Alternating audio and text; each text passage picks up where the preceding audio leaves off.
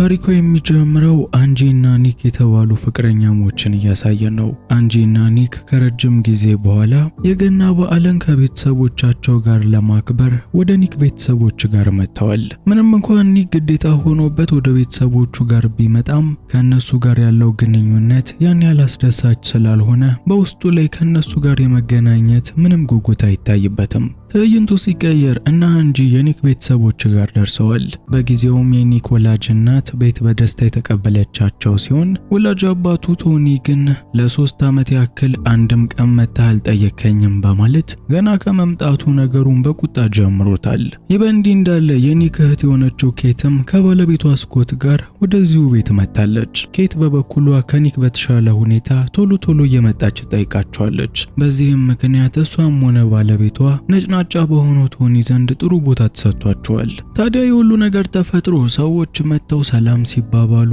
በቤት ውስጥ ግርግር ሲፈጠር የኒክ አያት ምንም እንዳልተፈጠረ ከአንድ ሶፋ ላይ ቁጭ ብሎ ቲቪውን እያየ ነበር። ኒክና አንጂም ሌሎቹም መጥተው ሰላም ቢሉትም እሱ ግን ባጠገቡ ምንም እንዳላለፈ ቆጥሯቸው ቲቪው ማየቱን ቀጥሏል። ትዕይንቱ ሲቀየር ፍጹም ተስማምተው የማያውቁት ቤተሰቦች ሰብሰብ ብለው በአንድ ጠረጴዛ ላይ ተቀምጠዋል። በጊዜውም የኒክ ፍቅረኛ የሆነችው አንጂ ለባለቤቷ እህት ለኬቲ የመውለጃ ጊዜዋ መች እንደሆነ ስትጠይቃት ኬት ከመሬት ተነስታ ያለ ሀገራቸው የመጡ ስደተኛ ዶክተሮችን አልወድም፣ በተለይ ህንዳውያኖች እንዲሁ ዝም ብሎ ያስጠሉኛል፣ በስርዓት አይሰሩም በማለት የወንድሟን ፍቅረኛ አንጂን በዘረኝነት አስቀይማታለች። ይህ በተመሳሳይ ሰዓት ቤተሰቡ ደግሞ በዜና 24 ላይ ከተማ ውስጥ የተፈጸመውን የሽብር ጥቃት እየተመለከቱ ነበር። ምስኪኗ አንጂም ይሄንኑ ዜና ከነሱ ጋር ቆማ እያየች የነበረ ሲሆን ዘረኛው የኒክ አያትም ይሄ ሁሉ ዳ ያመጡብን ስደተኞች ናቸው፣ እዛው ወደ ሀገራቸው ቢያስወጧቸው ኑሮ ይሄ ሁሉ ችግር ባልመጣ ነበር በማለት ህንዳውያንን ጨምሮ ለሌሎች ስደተኞች ያለውን የሚያስጠላ አመለካከት አሳይቷታል። በዚህ የተናደደችው አንጂም ያለምንም ማረጋገጫ ስደተኞችን መውቀሱ ተገቢ እንዳልሆነ ትናገራለች። ይህንን የሰማችው ኬትም ቀበል አድርጋ ከስደተኞች በስተቀር ማንም ይህንን ጥፋት ሊያደርስ አይችልም፣ ሁልጊዜም አሸባሪዎቹ ሌቦቹ እነሱ ናቸው በማለት ይባስ ብላ በሚያናድድ መንገድ ለአንጂ መልስ ትሰጣታለች። እንዲሁም የቤተሰቦቹን ጸባይ የሚያውቀው ኒክ ደግሞ እዚህ በኋላ አንዳቸውም ቃል እንዳይተነፈሱ በንዴት ከተናገረ በኋላ አንጂን ይዟት ወደ ክፍሉ ይገባል። የዚህን ጊዜ ምስኪን የሆነችው የኒክ እናት ቤትም ተከትላቸው የመጣች ሲሆን ኒክን አቅፋው በዓሉን ሳያከብሩ በፊት ይሄንን ቤት ትቶ እንዳይሄድ የለመነችው ሲሆን ምንም እንኳን እሷ ባታጠፋም ስላናደዷቸው ልጇ ኒክና ባለቤቱንም ይቅርታ ጠይቃለች። በዚያን ቀን ምሽት ላይ ከሰዎች ጋር የማይስማማው የኒክ አያት ሌሊቱን ሙሉ ቁጭ ብሎ ቲቪውን እያየ ነበር። ከሆነ ሰዓት በኋላ ግን ሰውየው እንቅልፍ ወስዶት ቲቪው አንዳች እንግዳ ባህሪ ማሳየት ጀምሯል። ይህ በእንዲህ እንዳለ ኒክ ለፍቅረኛው አንጂ በጠዋት ተነስተን እንሄዳለን በማለት ቀደም ብሎ ማታ ሳምኗት ስለነበር በጠዋት ለመሄድ ተነስተው ወጥተዋል። ግና በሩን በሚከፍተው ሰዓት በሩ በአንድ ጥቁር ነገር የተሸፈነ ሲሆን በመጥረቢያም ቢመታው ሊከፈት የማይችል ጠንካራ ነገር መሆኑን ይመለከታል። ግርግሩን የሰሙት ሌሎቹ የቤተሰብ አባላትም ቢሆኑ ወደ ቦታው መጥተዋል። ከዚህ ቤት ውስጥ ለመውጣት የሚያስችሉት በሮቹም መስኮቶቹም እያንዳንዱ ነገሮች በዚህ ጥቁር ነገር ተሸፍነዋል። ነገርየው ሲታይ ደግሞ ተራ ኤሌክትሪክ ክር ቢመስልም ኒክ በመጥረቢያ ቢደበድበውም ጨረፍታ ምልክት እንኳን በነገርየው ላይ አላወጣበትም። እናም የዚህን ያህል ጠንካራ በሆነ ነገር መውጫቸው በሙሉ ተዘግቷል። አባትየው ቶኒም ይህንን ከተመለከተ በኋላ መንግስት ምናልባት ኳራንታይን አዞ ሊሆን ይችላል በማለት ለሁሉም ሰዎች በቤት ውስጥ እንዲቀመጡ ነግሯቸዋል። በተመሳሳይ ሰዓት ደግሞ ማታ ላይ ለየት ያለ ባህሪ ማሳየት የጀመረው ቴሌቪዥንም የበለጠ ትዕዛዝ እስኪሰጣችሁ ድረስ በቤት ውስጥ ቆዩ የሚል ምልክት በጽሁፍ ለቤተሰቡ አባላቶች አሳይቷቸዋል። የዚህን ጊዜም ቶኒ ብያቸዋለሁኝ ይሄ መንግስት ስራ ነው በማለት የተፈጠረው በሽታ ወይም ሰዎች ከቤታቸው እንዳይወጡ የተደረገበትን ምክንያት ለማየት ወደ ኮምፒውተሩ ጋር ይመጣል። በሚያሳዝን ሁኔታ ግን ኢንተርኔቱን በዚህ ሰዓት እየሰራ አይደለም። ታዲያ ይህንን የተመለከተው ቶኒ ምንም አልደነገጠም። የመጣው በሽታ አልፎ በሮቹ እስኪከፈቱ ድረስ በዓሉን እንደ በፊቱ እናከብራለን በማለት እያንዳንዳቸው የገና በዓልን ለማክበር እንዲዘጋጁ ትዕዛዝ ሰጥቷቸዋል። ቶኒም ይህንን ለሁሉም ከተናገረ በኋላ ስኮትን ለብቻው ጠርቶት ምናልባት ችግር ከተፈጠረም እኛ ወንዶች ኃላፊነት መውሰድ አለብን በማለት ለሚመጣው ነገር እንዲዘጋጅ ነግሮታል። ትዕይንቱ ሲቀየር የቤተሰብ አባላቶቹ ካሉበት ስሜት ለመውጣት አንድ ላይ ሰብሰብ ብለው ለመብላት ተዘጋጅተዋል። የዚህን ጊዜም የኒክ ፍቅረኛ አንጂ ማሳል የጀመረች ሲሆን ቀደም ሲል ቶኒም ወረርሽኝ ገብቶ ኳራንቲን ተደርገን ሊሆን ይችላል ብሎ ተናግሮ ስለነበር ኬቲ ያንን መሰረት በማድረግ እነዚህ ስደተኞች ገና በሽታ አምጥቶ ይደፉናል በማለት የምግብ ጠረጴዛው ላይ ሳሉ አንጂን ለማስቀየም ትሞክራለች። በአሁኑ ግን ኒክ ከዚህ በላይ እንድትሄድ አልፈቀደላትም። ለእህቱም አፏን ከፍቅረኛው ላይ ዘግታ አርፋ እንድትበላ ነግሯታል። ታዲያ ቤተሰቡ ለመብላት እየተዘጋጀ በነበረ ሰዓት ከማታ ጀምሮ እንግዳ ባህሪ ማሳየት የጀመረው ቴሌቪዥን እንዴት ሊበሉ መሰብሰባቸውን እንዳወቀ ማናቸውም ባያውቁም እያንዳንዱ ምግብ ተመርዟል፣ ከዛ እንዳትበሉ ሲል ማስጠንቀቂያ ሰጥቷቸዋል። ከደቂቃዎች በፊትም ምግብ እንበላለን ብሎ የሰበሰባቸው ቶኒ እነዚህ በቲቪው ላይ የሚታዩት መልእክቶች ከመንግስት እንደሚመጡ ስለሚያምን ጠረጴዛው ላይ የነበረውን ምግብ ጨምሮ እቤት ውስጥ ያሉትን ምግቦች በሙሉ ለመጣል መሰብሰብ ጀምሯል። በሌላ በኩል ኒክ ደግሞ እነዚህ ምግቦች ምናልባት ያስፈልጉን ይሆናል መጣል የለብህም ብሎ ከአባቱ ቶኒ ጋር እየተጨቃጨቀ ነው። በሌላ በኩል ስኮትም ቢሆን ቁጭ ብሎ ይህንን ጭቅጭቃቸውን ሲመለከት የቆየ የነበረ ሲሆን በመካከላቸው ገብቶም ሁለቱን እንደማገላገል ለአማቹ ቶኒ በመደረብ ከባለቤቱ ወንድም ኒክ ጋር ለመደባደብ ግብ ውስጥ ገብቷል። ይህ በእንዲህ እንዳለ ከቴሌቪዥኑ ላይ አይኑን ያላነሳው አያትየው አዲስ መልእክት መምጣቱን ለሁሉም ያሳያቸዋል። መልእክቱ የሚለው እናንተም ስለተበከላችሁ ራሳችሁን አጽዱ ነው። ቤተሰቡም በምን እንደሚያጸዳ ግራ በሚገባው ሰዓት የቤቱን ጭስ በሚያስወጡበት በኩል መርፌዎች ይጣሉላቸዋል።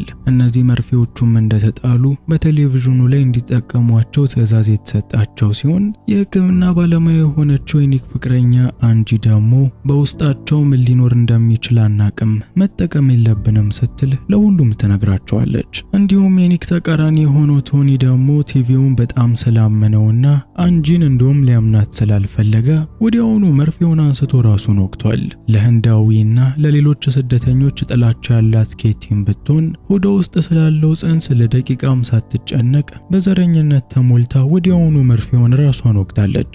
አንወጋም እምቢ ብለው የተቀመጡትን ደግሞ ቶኒ የግዴታ መወጋት አለባቸው በማለቱ ምክንያት በአሁኑ ሰዓት ቤተሰብ ውስጥ የሚገኙት ሁሉም ሰዎች ይሄንን ምንነቱ የማይታወቅ መርፌ ተወግተዋል። ታዲያ እዚህ ጊዜ ነበር ከቴሌቪዥኑ ውጪ የሰዎችን አይን እንኳን ማየት የሚያስጠላው አያትየው ከአፍ ውስጥ ጥቁር ፈሳሽ እየወጣ ወዲያውኑ ህይወቱ ያለፈው። አንጂም ይሄንን እንዳየች እኔ ቀደም ሲል ተናግሬ ነበር፣ ምናልባት ሰውነቱ ለመድኃኒቱ አለርጂ ሊኖርበት ይችላል፣ ማናችንም መወጋት አልነበረብንም ስትል ቶኒ በግድ እንዲወጉ ማድረጉ ትክክል አለመሆኑን ትናገራለች። የተቀሩት ግን እርጉዟን ኬቲን ጨምሮ እኛ ደህና ነን፣ ምናልባት እሱ ከእድሜው ብዛት የተነሳ መድኃኒቱ ገሎት ሊሆን ይችላል በማለት በምንም አይነት መንገድ አንጂ ትክክል እነሱ ስህተት ሆነው መገኘት ስለማይፈልጉ አሁንም ቢሆን የአንጂን ክስ ውድቅ እያደረጉባት ነው። ታዲያ በዚህ ምክንያት ቤተሰቡ ግራ እየተጋባ ተጨንቆ በነበረ ሰዓት በቴሌቪዥኑ ላይ የተጠቀሟቸው መርፌዎች በበሩ በኩል እንዲያሳልፉና እንዲጥሉ ይነገራቸዋል። የቲቪውን ትዕዛዝ እንደ አምላክ ትዕዛዝ የሚቆጥረው ቶኒም ወዲያውኑ መርፌዎቹን በስኮት አማካኝነት ወደ ውጪ እንዲጣሉ አድርጓል። ከዚህ ቀደም ደግሞ ስኮት እነዚህን ኬብሎች በእጃቸውም በመጥረቢያም ሲደበድቧቸው ምንም አይነት የመከፈት ምልክት አሳይተው እንዳልነበር ትዝ ይለዋል እና መርፌዎቹን ለመጣል በተከፈተለት ክፍተት ተጠቅሞ እጆቹን በማስገባት ለእርዳታ እየጣራ ነበር። በሚያሳዝን ሁኔታ ግን ኬብሎቹ ወዲያውኑ ወደ ስለትነት በመቀየር የስኮትን ጣቶቹን ቆርጠውለት በቲቪው ላይም እንዲህ አይነት ሙከራ በድጋሚ እንዳይሞክሩ ማስጠንቀቂያ ተሰጥቷቸዋል። በሌላ በኩል ቶኒም የሞተውን የአያትየውን አስክሬን በጨርቅ ጠቅልለው አንስተውታል። ይህ በእንዲህ እንዳለ ቴሌቪዥኑ አሁን ላይ መድኃኒቱን ከተወጉ በኋላ አብዛኛዎቻቸው ከበሽታ ነፃ ሲሆኑ፣ አንድ ሰው ግን አሁንም የተበከለ እንደሆነ ይናገራል። እናም ይህንን የተያዘውን ሰው ለይተው በማውጣት ለብቻቸው ተለይተው መቀመጥ እንዳለባቸውም ይናገራል። ይህንን የተመለከተችው ኬቲም ለማሰብ ደቂቃ እንኳን ሳትፈልግ በእርግጠኝነት ይህ አንድ ሰው አንጂ ነች ስትል ነገሩን በአንጂ ላይ ያላካባታለች። አባትየው ቶኒም ቢሆን በዚህ ሐሳብ የሚስማማ ሲሆን አንጂ ንጹህ ነች ብሎ የተከራከረው ፍቅረኛዋ ኒክ ብቻ ነው። እናም በሚያሳዝን ሁኔታ በድምጽ ብልጫ ተወስኖ አንጂ በአሁኑ ሰዓት በአንድ ክፍል ውስጥ ለብቻዋ እንዲዘጋባት ሆኗል። ይህንን የተመለከተው ኒክም በንዴት ማንም በሌለበት ሰዓት ሄዶ ቲቪውን ዘግቶታል። ምንም እንኳን እሱ በቦታው ላይ ማንም የሌለ ቢመስለውም ኬቲ ግን ያደረገውን ተመልክታ ነበረ። ወዲያውኑም አባቷን ቶኒን የጠራችው ሲሆን ቶኒም ቴሌቪዥኑን በሚከፍተው ሰዓት በተለያዩ ቋንቋዎች ማስጠንቀቂያ ሰጥቷቸው ከዚያም የሚመጣውን ሲግናል ለማቋረጥ መሞከር የሁሉንም ሕይወት አደጋ ላይ ሊጥል እንደሚችልም ያሳያቸዋል። በዚህም ተግባሩ ሁሉም ሰው ኒክ ላይ የተናደደበት ሲሆን ኬቲ ይባስ ብላ ባለቤቷ ስኮትን ወንድሟ ኒክን እንዲደበድበው ትዕዛዝ ሰጥተዋለች። በጊዜው ኒክ ደግሞ ከስኮት አምልጦ ወደ ደረጃው ላይ ለመውጣት እየሞከረ ነበረ። ሳይሳካለት ቀርቶ ስኮት እግሩን ይዞት እየታገለው የነበረ ሲሆን በሁለቱ መካከልም በነበረ ድብድብ መሃል ላይ ጣልቃ የገባችው ኬቲ ሳይታሰብ ተመታ ከደረጃው ላይ ወድቃለች። እናም እርጉዟ ኬቲ ከደረጃው ላይ እንደወደቀች እግሯ ስብር ብሏል። እሰይ! ይህንን የተመለከቱት ሁሉም የቤተሰብ አባላቶች ኬቲን ለመርዳት በሚሯሯጡ ሰዓት ባለቤቷ ስኮት ጅዝብ ብሎ ቲቪውን እየተመለከተው ነበር። የዚህን ጊዜም ቲቪውን ቢሆን አይሃለው የሚል መልእክት ያሳየው ሲሆን ይህም ስኮት ቲቪው የሚያደርጉትን ነገር በሙሉ እየተመለከታቸው እንደሆነ እንዲያረጋግጥ አድርጎታል። ይህ በእንዲህ እንዳለ በወንድሟ ላይ ክፋት ስትሰራ እግሯ ስብር ያለው ኬቲም በዚህ አጋጣሚ ልጇም ለመውጣት መታገል መጀመሩን ትመለከታለች። እሷን ሊያዋልዳት የሚችል በዚህ ቤት ውስጥ ያለ አንድ ሰው አንጂ ብቻ ነች። ኬቲ ደግሞ የውጭ ሀገር ዜጎች ከሚያዋልዱኝ ሞቴን መርጣለሁ ብላ ቀደም ሲል ተናግራ ነበር። ወላጅ እናቷ ቤት ደግሞ ኬቲ ቀደም ብላ የተናገረችውን ችላ በማለት አሁን ላይ የሷን ሕይወት ማትረፍ ነው ያለብን ብላ አንጂን እንዲያስወጧትና እንድታዋልዳት እየተናገረች ነበር። ቶኒ ግን አንጂ የተበከለችው ነች፣ ቲቪው ደግሞ የተበከለውን ከመሃላቸው አስወጡ ብሎናል በማለት ያቺ ሴት በምንም ተአምር እንደማትወጣና እንደማታዋልዳት ተናግሯል። አሁን እኔን አትረብሹኝ፣ ላነብ ነው፣ ምንም ድምጽ መስማት አልፈልግም በማለትም በቦታው ላይ ምንም እንዳልተፈጠረ ትቷቸው ወደ ንባብ ክፍሉ ገብቷል። ምስኪኗ እናት ቤት ደግሞ አይኗ እያየ ልጇ እንድታልፍባት አልፈለገችም። እንደው ይሄ ቲቪም የሆነ ነገር ካደረገልኝ በማለት ወደ ቴሌቪዥኑ ፊት ቀርባ የልጇን ሕይወት እንዲታደጉላት እየለመነቻቸው ነው። በሚያሳዝን ሁኔታ ግን ከቲቪው የሚመጣ ምንም አይነት ምላሽ የለም። ይህ በእንዲህ እንዳለ ነብሶ የተጨነቀችው ስኮትም ካልደበደብኩት ሲል ከነበረው ከኒክ ጋር እያወራ ይገኛል። በወሬውም ቀደም ሲል ልጃቸው ሲወለድ ወንድ ከሆነ ሉዊስ፣ ሴት ልጅ ከሆነች ደግሞ ሩቢ ሊሏት አቅደው እንደነበር ይነግረዋል። ቀድሞውኑም ቢሆን በውስጡ ምንም ክፋት የሌለበት ኒክ ይህንን ከሰማ በኋላ ወደ አንጂ ጋር ሄዶ ኬቲ ላይ የተፈጠረባትን በሙሉ ይነግራታል። የሕክምና ሰራተኛ የሆነችው አንጂም በዚህ ሁኔታ ብዙም በሕይወት አትቆይም፣ የግዴታ ሕክምና ማግኘት አለባት ስትል ለፍቅረኛዋ ለኒክ መልሳ ነግሯለች። ይህንን ከሰማ በኋላ ኒክ ከዚህ ቤት ውስጥ የሚወጣበትን መንገድ መፈለግ ጀምሯል።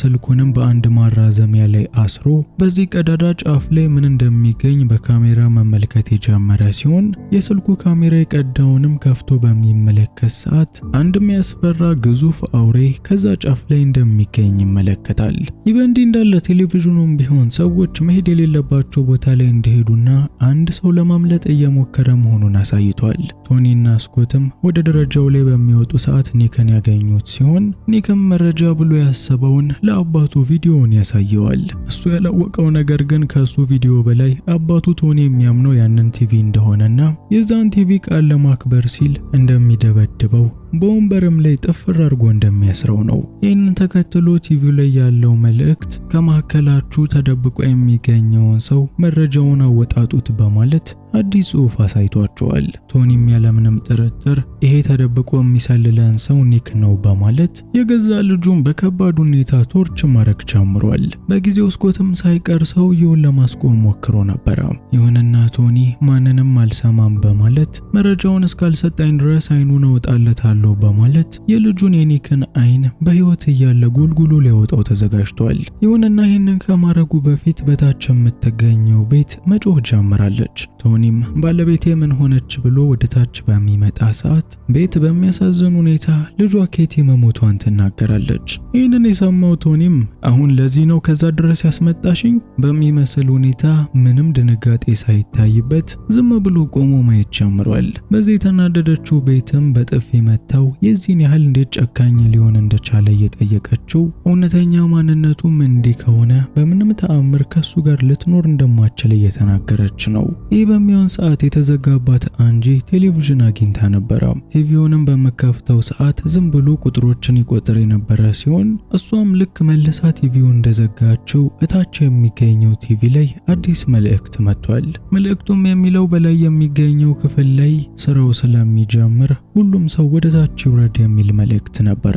በጊዜው ኒክን ፍቅረኛው አንጂን ለመታደግ ሲል በሩን ሄዶ ከፍቶ ወደ ታች እንድትወርድ አድርጓታል። ሌሎቹም ሰዎች ወደ ታች ወርደዋል። በሚያሳዝን ሁኔታ ግን ቤት በነበረችበት ክፍል ውስጥ መውጣት ሳትችል ቀርታ ልክ በቲቪው ላይም እንደታየው በላይኛው ክፍል ላይ ስራው ተጀምሮ በጭሱ ምክንያት የቤት ህይወት የዛኑ ሰዓት አልፏል። በጊዜው ቤት ደግሞ የነበረችበት ክፍል በጭስ ከመሙላቱና ከመፈንዳቱ በፊት እሷን ለማዳን እንዳይሞክሩ ሁሉም እንዲያመልጡ ነግራቸው ነበር።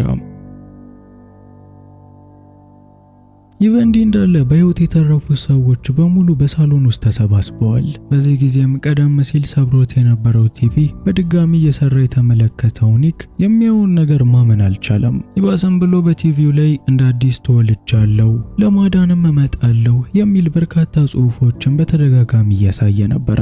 እንዲሁም ቲቪውን እንደ አምላክ እየቆጠረው የነበረው ቶኒም ይሄ አምላክ ቃለው አምላኬ ነው ቲቪው በማለት እውነት እሱ የሚያመልከው አምላክ የእግዚአብሔር ልጅ ከሆነም ምልክት እንዲሰጠው ቲቪውን መጠየቅ ይጀምራል። የዚህን ጊዜም የሞተችው ኬት ሆድ መንቀሳቀስ የጀመረ ሲሆን ይሄ ለቶኒ ከአምላኩ የተሰጠው ምልክት፣ ለዶክተሯ አንጂ ደግሞ አሁንም ድረስ ልጁ በህይወት እንዳለ የሚያሳይ ምልክት ነው። የዚህን ጊዜም አንጂ ከልቧ ማልቀስ ትጀምራለች። ከዚህ ቀደም በነበረችበት ክፍል ውስጥ የነበረውን ቲቪ በመፈታው ሰዓት በቲቪ ውስጥ እንደ ሰው ልጅ ልብ የሚመስል ነገር ተመልክታ ነበረ።